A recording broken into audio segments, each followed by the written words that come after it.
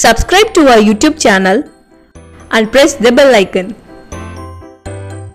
Hi, hello, welcome to bankersdaily.in. I am here to discuss the important news discussed in the Hindu editorial today. My name is Jay and I am here to explain you the Hindu editorial in Tamil. Today's topic of discussion is nabbing absconders on Fugitive Economic Offenders Ordinance. The ordinance is not enough. The government needs to plug many more legal loopholes. Last Saturday, within hours of Prime Minister Narendra Modi's return to Delhi from an overseas tour, the Union Cabinet approved the promulgation of the Fugitive Economic Offenders Ordinance 2018. A fugitive is defined as someone who has left India to avoid criminal prosecution or who is already overseas and refuses to return to face the law. In recent weeks, banks have been asked to mandatorily collect passport details of those borrowing above 50 crore and the passports of some willful defaulters are being impounded too. The first passage la enna solla varanga appdin pathina pona Saturday நம்ம Indian prime minister Narendra Modi ஒரு Overseas டூரை முடிச்சுட்டு அதாவது வெளிநாடு சுற்றுப்பயணத்தை முடிச்சுட்டு இந்தியாவுக்கு வந்து return ஆயிருக்காரு டெல்லிக்கு. ஸோ அதுக்கப்புறம் என்ன நடந்துச்சு அப்படின்னு பார்த்தீங்கன்னா நம்மளுடைய யூனியன் கேபினெட் ஒரு அப்ரூவல் வந்து கொடுத்துருக்காங்க. எதுக்கு அப்படின்னு பார்த்தீங்கன்னா ஃபியூஜிட்டிவ் எக்கனாமிக் அஃபெண்டர்ஸ் ஆர்டினன்ஸ் 2018 அப்படின்ற ஒரு ஆர்டினன்ஸை வந்து அக்செப்ட் பண்ணியிருக்காங்க. அதை என்ன பண்ணியிருக்காங்க அப்படின்னு பார்த்தீங்கன்னா promulgation of the fugitive economic offenders ordinance 2018 அப்படின்னு சொல்லியிருக்காங்க. ப்ரொமுல்கேஷன் அப்படின்னா வந்து பிரகடனப்படுத்துறது, பிரகடனம் செய்தல், அப்படி இல்லைன்னா வெளியிடுறது அப்படின்றதா அதோடைய அர்த்தம். ஸோ இதை வந்து ஃபார்முலேட் பண்ணியிருக்காங்க. அதுக்கு அடுத்து ஃபியூஜிட்டிவ்னா என்னன்னு சொல்லியிருக்காங்க.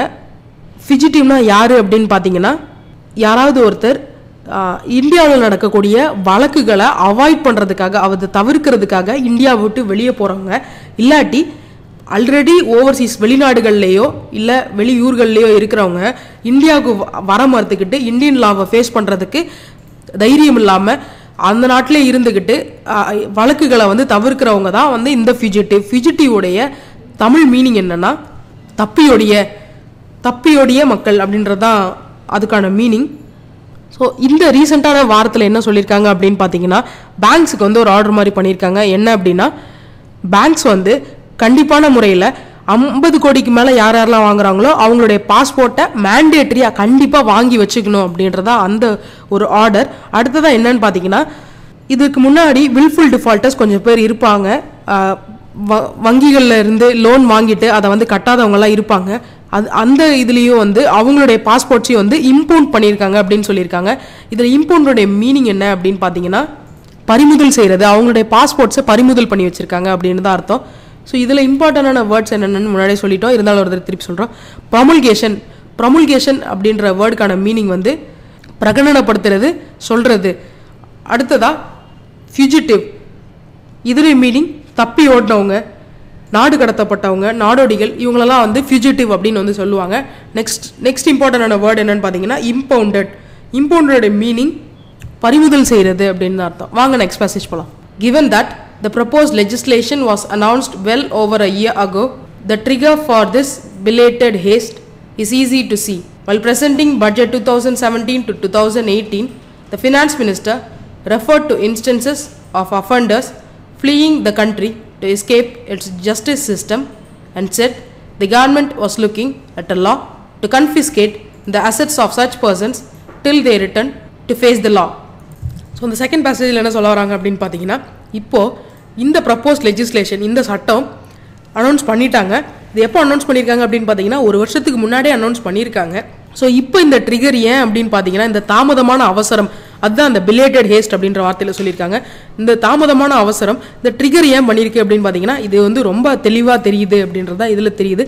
ஏன் அப்படின்னு பார்த்தீங்கன்னா இதுக்கு முன்னாடி மல்லையா வந்து வெளியே போயிட்டாரு, அதுக்கப்புறம் வந்து லலித் மோடி அவங்க வெளியே போயிருக்காங்க, அதுக்கு அடுத்ததாக வந்து இப்போ பார்த்தீங்கன்னா நிரவ் மோடி அவரும் தப்பிச்சு வெளியே போயிருக்காரு. ஸோ இதுதான் வந்து ஒரு ட்ரிகரிங் பாயிண்ட்டாக வந்து இருந்திருக்கு இந்த சட்டத்தை வந்து இப்போ உடனடியாக கொண்டு வரதுக்கு அப்படின்னா இந்த இதில் சொல்லியிருக்காங்க. அதுதான் இந்த trigger for this belated haste is easy to see அப்படின்னு சொல்லியிருக்காங்க. அடுத்ததான் என்ன அப்படின்னா பட்ஜெட்டை வந்து 2018 to 2018 பட்ஜெட் வந்து ப்ரெசென்ட் பண்ணும்போது ஃபினான்ஸ் மினிஸ்டர் ஒரு இதை ரெஃபர் பண்ணியிருக்காங்க. என்ன அப்படின்னு பார்த்தீங்கன்னா ஸோ இப்படிப்பட்ட இந்த அஃபெண்டர்ஸ் வந்து இப்படிப்பட்ட வியாபாரிகள் இங்கே வந்து சட்டத்தை மதிக்காமல் அந்த சட்டத்துக்கு முன்னாடி நிற்க தைரியம் இல்லாமல் வெளியே ஃப்ளீ ஆகி போகிறாங்க அப்படின்னு சொல்லியிருக்காங்க. இதில் ஃப்ளீ அப்படின்ற வேர்டுக்கான மீனிங் வந்து தப்பிச்சு ஓடுறது, நம்ம நாட்டை விட்டு தப்பிச்சு ஓடுறது வந்து அல்லாட்டி எஸ்கேப் ஆகி போகிறது வந்து ஜஸ்டிஸ் முன்னாடி நிற்காம அவங்கள சட்டத்து முன்னாடி அவங்களால நிற்க முடியாமல் ஓடி போகிறாங்க. ஸோ இது எல்லாத்தையுமே வந்து கவர்மெண்ட் வந்து பார்த்துட்ருக்கு. ஸோ கவர்மெண்ட் வந்து சட்டத்து முன்னாடி அவங்கள நிறுத்தி அவங்கள்ட்ட இருக்க எல்லாத்தையுமே வந்து கன்ஃபிஸ்கேட் பண்ணணும் அப்படின்னு சொல்லியிருக்காங்க. பறிமுதல் பண்ணணும், அவங்களுடைய அசட்ஸ் அவங்களுடைய சொத்துக்கள் எல்லாத்தையுமே வந்து பறிமுதல் பண்ணி அவங்கள வந்து லா முன்னாடி கொண்டு வந்து நிறுத்தணும் அப்படின்றதான் வந்து ஃபினான்ஸ் மினிஸ்டர் அருண் ஜேட்லி பட்ஜெட்டில் வந்து 2017 to 18 பட்ஜெட்டில் வந்து சொல்லியிருந்தாரு அப்படின்னு தான் இதில் சொல்லியிருக்காங்க. இதில் இம்பார்ட்டண்டான வேர்டு என்னென்னு பார்த்தீங்கன்னா பிலேட்டட் ஹேஸ்ட், அதோடைய மீனிங் தாமதமான அவசரம் அப்படின்றது தான். நெக்ஸ்ட் வேர்டு வந்து ஃப்ளீயிங்னா தப்பிச்சு ஓடுறது. நெக்ஸ்ட் வேர்ட் கன்ஃபிஸ்கேட் அப்படின்னா பறிமுதல் செய்கிறது. வாங்க நெக்ஸ்ட் மெசேஜ் போகலாம். By September, the finance and law ministries had agreed on a draft bill, but it was only introduced in the Lok Sabha this March in a session that proved to be a washout. The government is no doubt conscious of the clamor for tough action on absconding offenders, particularly those involved in financial misdemeanors and willful defaulters of bank loans. The third passage என்ன சொல்ல வராங்க அப்படின்னு பார்த்தீங்கன்னா, finance மினிஸ்ட்ரியும் லா மினிஸ்ட்ரியும் ஒரு draft பில்லை வந்து agri பண்ணி வச்சுருந்தாங்க. எப்போ அப்படின்னா செப்டம்பர்லேயே. இந்த டிராஃப்ட் பில் அப்படின்னா வந்து வரைவு மசோதா இல்லை வரைவு சட்டம் அப்படின்றது தான். இது எப்போ இன்ட்ரடியூஸ் ஆச்சு இந்த டிராஃப்ட் பில் அப்படின்னு பார்த்தீங்கன்னா லோக்சபாவில் இந்த மார்ச் மாதம் தான் வந்து இன்ட்ரடியூஸ் ஆச்சு. ஸோ அது எப்படிப்பட்டதாக ஒரு ப்ரூவ் ஆச்சு அப்படின்னு பார்த்தீங்கன்னா வாஷ் அவுட் அப்படின்ற ஒரு சிச்சுவேஷனில் தான் இருந்துச்சு அப்படின்னு சொல்கிறாங்க. ஏன்னா வந்து நிறைய பிரச்சனைகள் இருந்துச்சு பார்லிமெண்ட்டே நடக்காமல் கூடலாம் இருந்துச்சு. ஸோ அந்த மாதிரி ஒரு வாஷ் அவுட்டான செஷன் தான் அது அப்படின்னு சொல்லியிருந்தாங்க. ஸோ இந்த கவர்மெண்ட் வந்து no doubt conscious of the clamour அப்படின்னு சொல்லியிருக்காங்க. ஸோ இதில் கிளாமோர் அப்படின்னா வந்து உறக்க கேட்குறது அப்படின்றது தான் வந்து ஒரு டஃப்பான ஆக்ஷன்ஸ் வந்து இப்போ இந்த தப்பிச்சு ஓடுற இந்த அஃபண்டர்ஸ். ஸோ இந்த அப்ஸ்காண்டிங் அப்படின்றதுக்கு தப்பிச்சு ஓடுறது இல்லை தலைமறைவாகிற அஃபண்டர்ஸ் மேலே ஒரு உறக்க கேட்குறது, அவங்களை கேள்வி கேட்குறது இந்த கவர்மெண்ட் வந்து ஒரு டவுட்டே இல்லை அப்படின்றத ஃபஸ்ட்டு இதில் சொல்லியிருக்காங்க. ஸோ அடுத்தது என்ன சொல்ல வராங்க அப்படின்னா யார் அப்படின்னு கேட்குறதுனா particularly those involve in financial misdemeanors and willful defaulters of bank loans அப்படின்னு இருக்காங்க. ஃபினான்ஷியல் மிஸ்டீமீனர்ஸ் அப்படின்னா வந்து மைனர் ராங் டூயிங், சின்ன சின்ன தப்புகள் ஃபினான்ஸில் சின்ன தப்புகள் செஞ்சவங்க. அப்புறம் willful defaulters of bank loans அப்படின்றவங்க, வங்கி கடன் வாங்கிட்டு அதை கட்டாதவங்க எல்லாத்து மேலேயும் ஸ்ட்ராங்கான ஒரு கொஸ்டின்ஸ் இருக்கும் அப்படின்றத இந்த இடத்துல சொல்லியிருக்காங்க. ஸோ இதில் வந்து இம்பார்ட்டண்டான வேர்டு என்னென்னு பார்த்தீங்கன்னா டிராஃப்ட் பில்லுடைய மீனிங் வந்து வரைவு சட்டம் அல்ல வரைவு மசோதா. அடுத்ததாக கிளாமரோடைய மீனிங் வந்து a loud and confused noise, especially that of people shouting அப்படின்றதா. உறக்க கேட்குறது, ஆர்ப்பரிக்கிறது, கூச்சலிடுறது, இதுதான் அதோடைய மீனிங். அடுத்ததாக வந்து பார்த்தீங்கன்னா மிஸ்டீமீனர்ஸ் அப்படின்றதா. அதோடைய மீனிங் வந்து மைனர் ராங் டூயிங், சின்ன தப்பு செய்கிறது தான் வந்து மிஸ்டீமீனர்ஸ். வாங்க நெக்ஸ்ட் பேசேஜ் போகலாம். There remains great consternation over liquor baron Vijay Mallya's flight from the country, with his now defunct Kingfisher Airlines having run up outstanding loans of over rupees 9,000 crores from Indian banks. Both Mr. Mallya and former Indian Premier League Commissioner Lalit Modi, who faces an enforcement directorate probe for foreign exchange law violations, are in Britain. They left Indian shores for safer climes under the NDA's government's watch, as did diamond merchants Nirav Modi, Mehul Choksky and their associates, whose firms defrauded the country's second largest public sector bank of over 12,800 crore rupees. So there remains great consternation அப்படின்னு சொல்கிறாங்க. நம்ம திகைக்க வைக்கக்கூடிய ஒரு சம்பவம் வந்து கொஞ்சம் நாளைக்கு முன்னாடி நடந்துச்சு அப்படின்றதா. ஸோ இந்த கான்ஸ்டர்னேஷனுடைய இங்கிலீஷ் மீனிங் எப்படி சொல்கிறாங்க அப்படின்னு பார்த்தீங்கன்னா a feeling of anxiety or dismay typically at something unexpected அப்படின்றது தான்.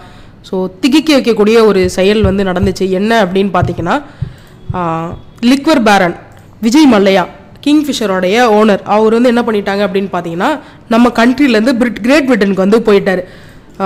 ஏன் அப்படின்னு பார்த்தீங்கன்னா வந்து அவர் வாங்கின கடன்கள் கிங்ஃபிஷர் ஏர்லைன்ஸ் மேலே கொஞ்சம் கடன் வாங்கியிருந்தார். இப்போ வந்து திவாலாகி போச்சு கிங்ஃபிஷர் ஏர்லைன்ஸ்.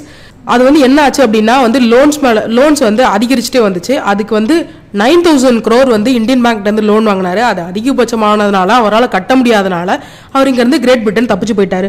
ஸோ அடுத்ததான் என்ன சொல்ல வராங்க அப்படின்னு பார்த்தீங்கன்னா மிஸ்டர் மல்லையா அவரும் அடுத்து இந்தியன் பிரீமியர் லீகுடைய கமிஷனர் லலித் மோடியும் ஒரு குற்றத்தை வந்து ஃபேஸ் பண்ணுறாங்க. என்ன அப்படின்னு பார்த்தீங்கன்னா என்ஃபோர்ஸ்மெண்ட் டைரக்டரேட்டோடைய ஒரு விசாரணை இருக்குது அவங்க மேலே. எதுக்காக அப்படின்னு பார்த்தீங்கன்னா ஃபாரின் எக்ஸ்சேஞ்ச் லா வயலேஷன்ஸ் அப்படின்றதுக்காக அவங்க மேலே குற்ற வழக்குகள் இருக்குது. ஸோ இப்போ அவங்க எங்கே இருக்காங்க அப்படின்னு பார்த்தீங்கன்னா கிரேட் பிரிட்டனில் இருக்காங்க. யார் யார் அப்படின்னு பார்த்தீங்கன்னா மல்லையாவும் லலித் மோடியும் 2 பேருமே கிரேட் பிரிட்டனில் தான் இருக்காங்க.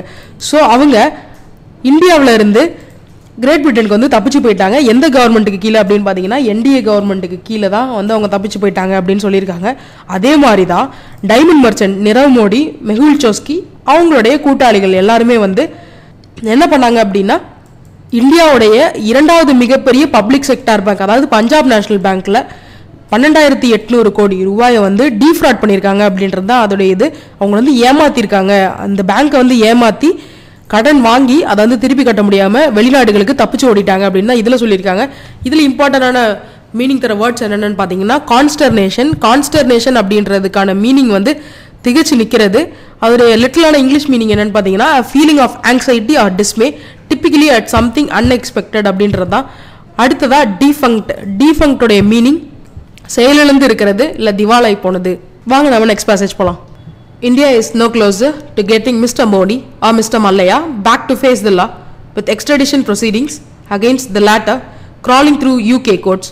No clear indications about whether their return could be expedited emerged during Prime Minister Modi's meeting with his British counterpart Theresa May last week. Meanwhile, though government agencies have attached the diamond merchant duo's assets in India, an American court has disallowed the sale of their assets in other jurisdictions while allowing their US-based entity to offload its assets. The reason India is yet to pass a model law mooted by the UN for cross-border insolvency cases. So in the 5th passage என்ன சொல்ல வராங்க அப்படின்னு பார்த்தீங்கன்னா Nirav Modi R Vijay Mallya இவங்க 2 பேரையும் great பிரிட்டன்லேருந்து கொண்டு வந்து Indian லா முன்னாடி நிறுத்துறதுல இந்தியா வந்து கொஞ்சம் கூட பக்கத்தில் இல்லை அப்படின்னு தான் சொல்லியிருக்காங்க. ஸோ இந்த எக்ஸ்ட்ரடிஷன் ப்ராசஸ் அப்படின்னு சொல்லியிருக்காங்க. ஸோ அந்த நாடுகளில் இருந்து அவங்க 2 பேரையும் நாடு கடத்தி இந்தியன் லா முன்னாடி கொண்டு வந்து நிறுத்துறது தான் வந்து எக்ஸ்ட்ரடிஷன் ப்ராசஸ். ஸோ இதில் வந்து எப்படி இருக்குது அப்படின்னு பார்த்தீங்கன்னா அதாவது விஜய் மல்லையாவுடைய இந்த கோர்ட் கேசஸ் வந்து யூகேல ரொம்ப நகர்ந்து ஊர்ந்துக்கிட்டு தான் செல்லுது, ரொம்ப ஃபாஸ்ட்டாகவே முடிக்க முடியல.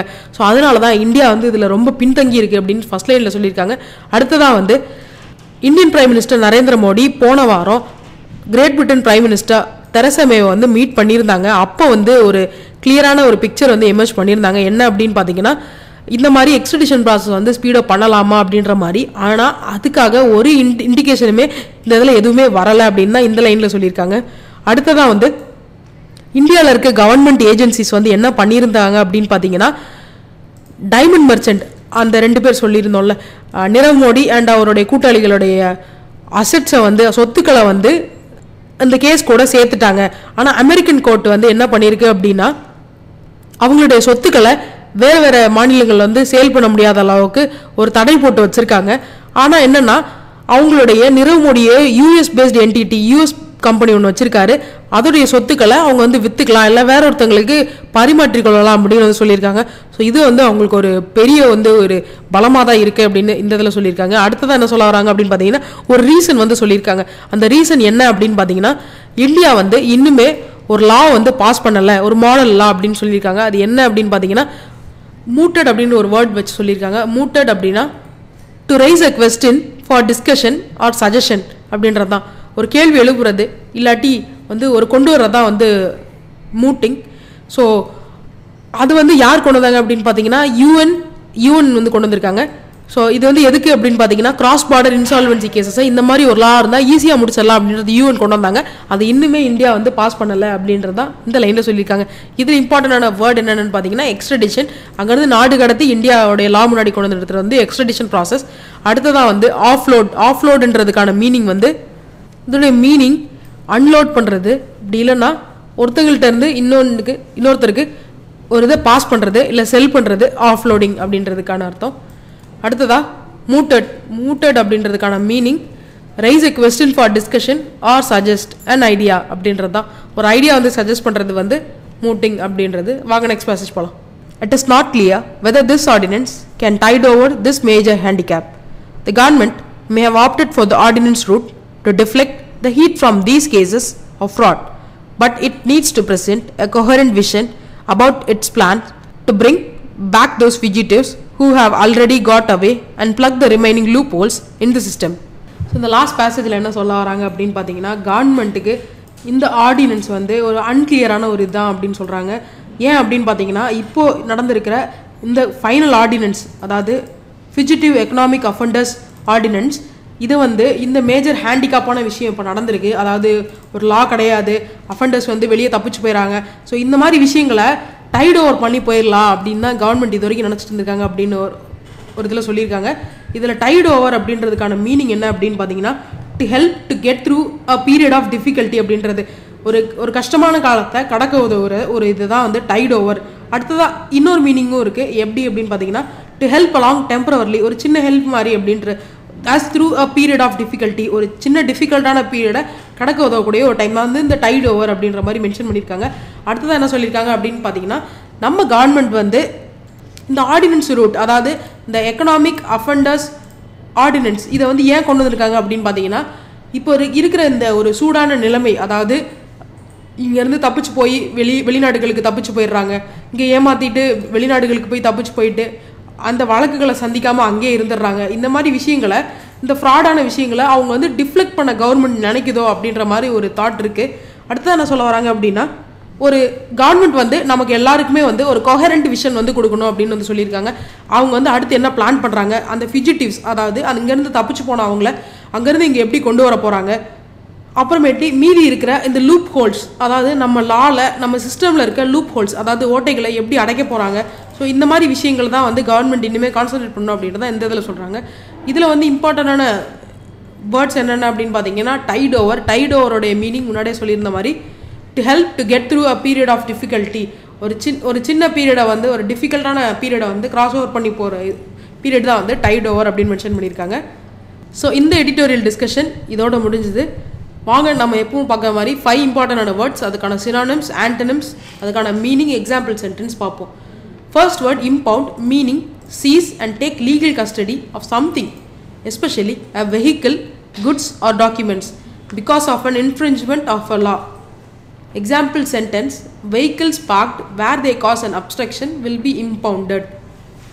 Synonyms, confiscate, appropriate.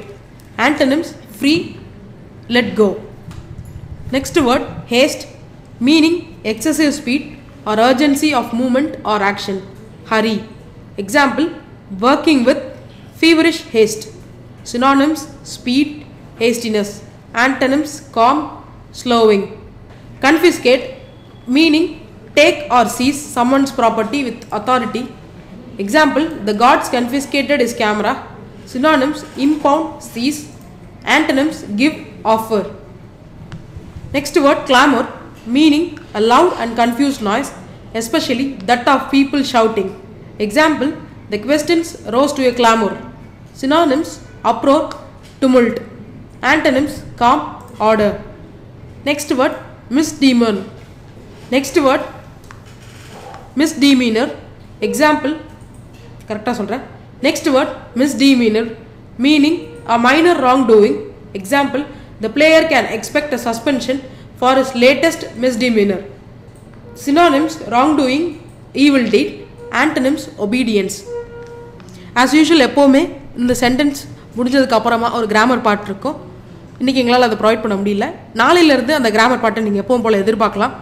ஸோ இந்த ஷோ உங்களுக்கு பிடிச்சிருந்தா இதை லைக் பண்ணுங்கள், ஷேர் பண்ணுங்கள், சப்ஸ்கிரைப் பண்ணுங்கள். ஸோ இந்த கொடுத்துருக்க வேர்ட்ஸ்க்கு சினானிம்ஸ், ஆன்டனிம்ஸ் அதெல்லாம் வச்சு, அந்த வேர்ட்ஸ் எல்லாம் வச்சு நீங்களே ஒரு சென்டென்ஸ் ஃபார்ம் பண்ணி அதை காமெண்ட்ஸில் மென்ஷன் பண்ணுங்கள். பாய் கைஸ், நாளைக்கு மீட் பண்ணலாம்.